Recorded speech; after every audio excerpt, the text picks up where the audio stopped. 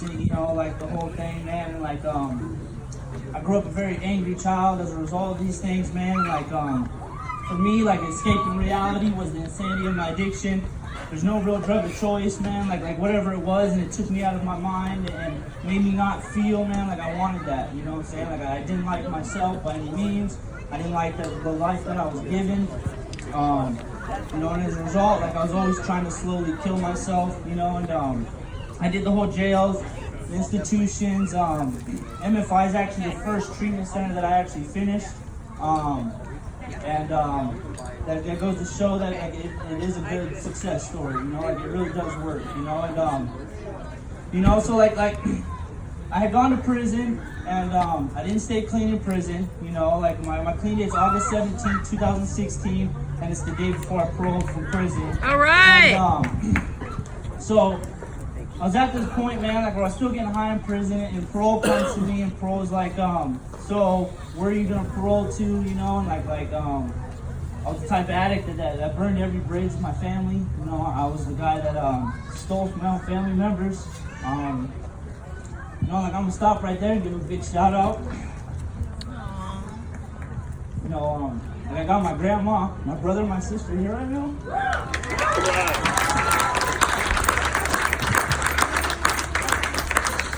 You know, they loved me unconditionally, like no matter what I did, you know, and like you know, they got to that point where they couldn't help me no more, you know, and like I reached that point, you know, and so like I burned every bridge, and so parole was like, well, what do you think about going to a treatment facility, you know, and I'm like, you know, like I had nowhere else to go, you know, I didn't want to parole homeless, like I just, so, you know, I said, all right, I agree, and they sent me a list of different treatment centers I could go to, you know, and like I grew up in Elsinore, you know, so I chose Riverside, so I was still somewhat close to family, you know, and so like I was getting high the day before, you know, and like that day I got out, man, like the stop program that works with MFI, man, they drove me to Sacramento from the prison, and they put me on a plane, you know, and like there was something about, cause I had a layover while I was sitting on that plane, you know, and like you know, I had my gate money, my little bit of fire camp money, you know, and like I was sitting there, and I had a layover, and I was just staring at that bar, you know, like I was wanting to drink, you know, but like at that same time, like I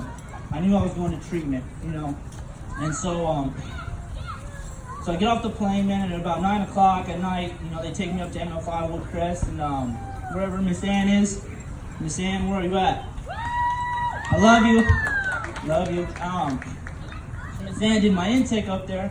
You know, like, this is a story right here. So, like, I had the piss test, right? I was in such denial about getting high in prison, right? Like, you know, I tested positive, and, like, I was just lying. Like, I was lying to him saying, like, no, I didn't get high. Like, I was only smoking such and such. Like, I wasn't doing that stuff in there. Like, I was just still in these grips of this denial, you know? And, like, and then, like, something happened. Like about 3 or 4 days later, like, I went back to the dorm, man, and, like, for once in my life, like I felt bad about lying. Like this conscience kicked in, and like I had gone to Miss Ann, and I was like, you know, Miss Ann, like I lied to you about the drug test stuff, you know. And she's like, I know. She's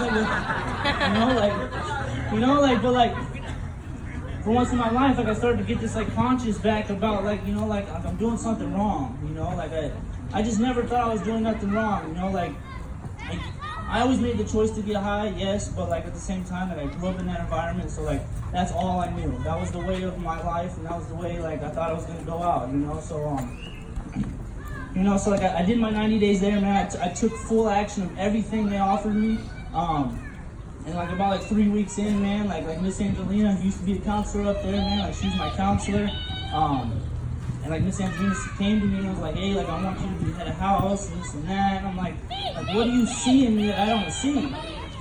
You know, like this stuff,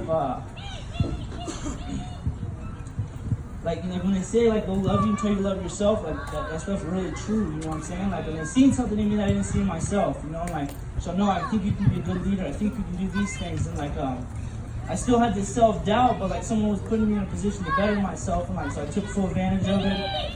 Like the church services that come up to MFI, I did that, like thank you, Mark, for taking us to softball. Like that's a big part of my recovery till this day.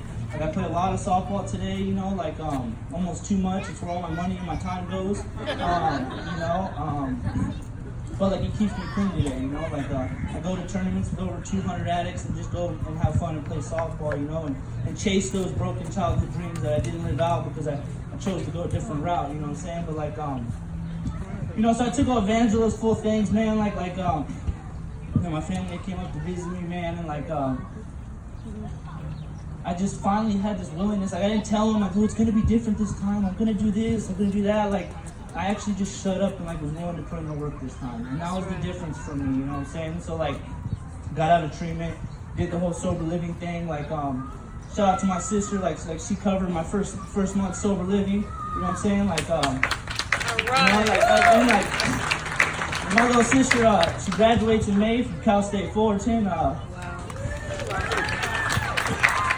You know, she's majoring in human services. Yes, human services. You know, like you know, it's like she wants to help us today. Like she wants to do this stuff. You know, like growing up with addict parents and like this stuff. Like I'm proud of her. You know what I'm saying? Like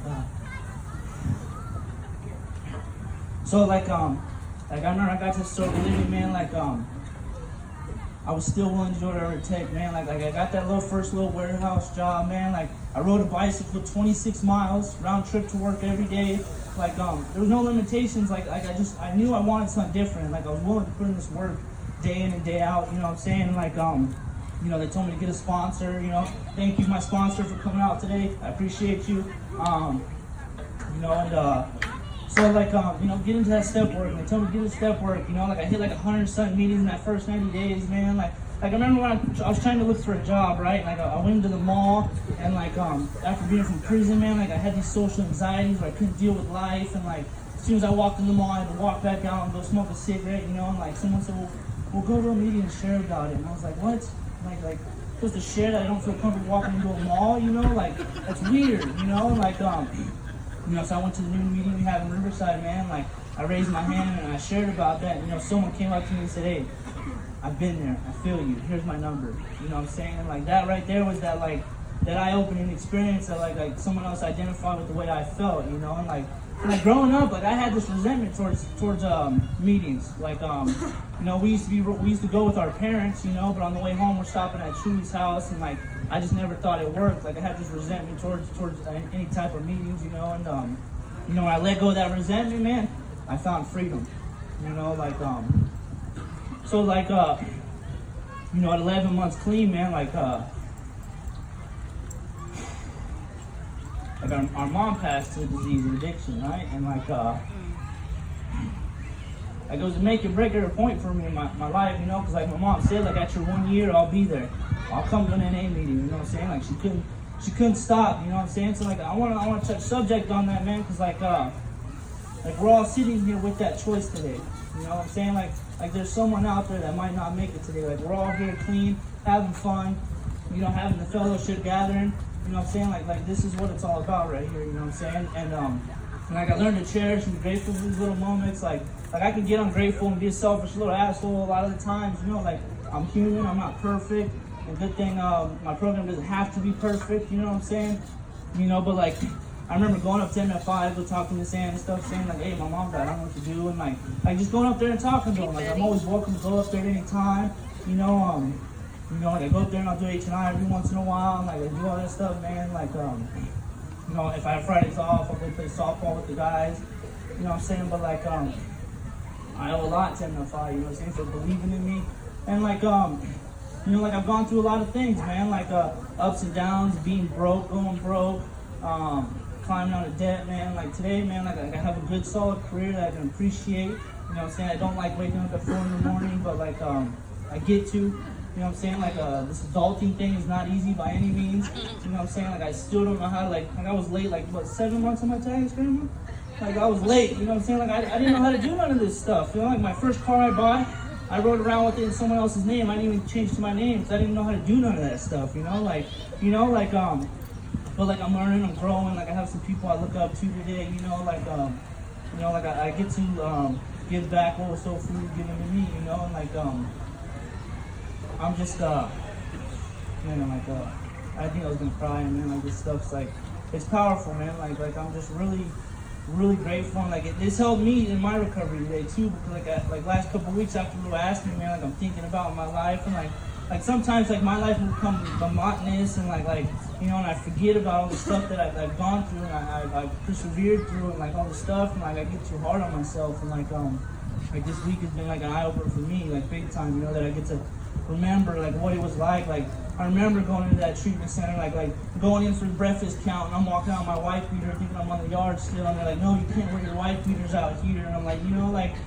I was just stuck in a total different way of thinking, and it's not like that today, you know, and the biggest part of my recovery was having a God in my understanding, like I will ride that to the fullest, like that's what comes first in my life today, you know what I'm saying, like first comes the God, and then comes my recovery, and then everything else follows that, you know, and I got a lot of people like from MFI that go to church with me, and they do all the, you know, it's just like I got so many grateful friends, man, that and like this year, man, like the circle's gotten smaller, but it's gained a lot of value, like a lot.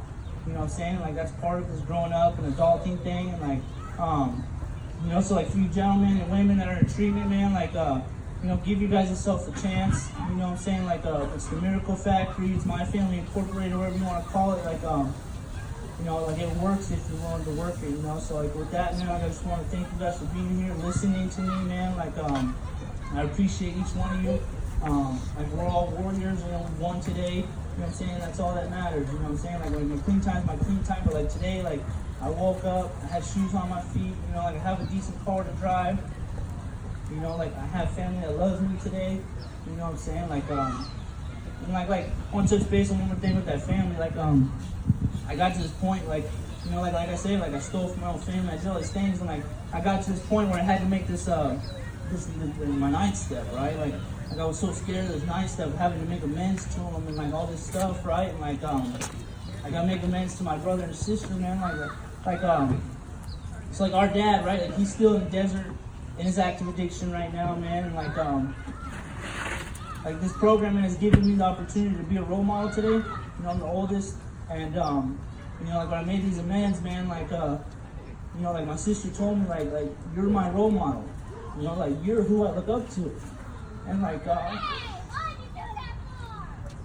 that's the stuff, like it doesn't matter with the car or the clothes or like that's the stuff that means something to me today, you know, like you know, so like I have to fight every day. Right.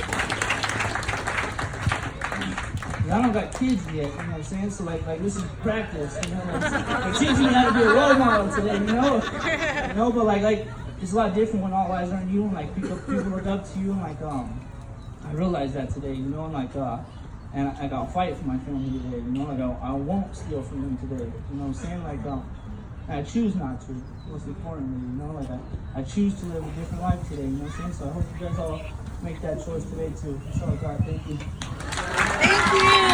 All right.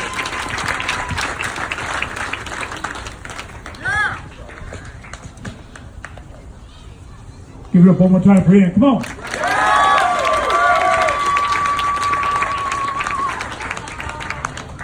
All right, so for our next scheduled events, we're going to get the volleyball tournament started here in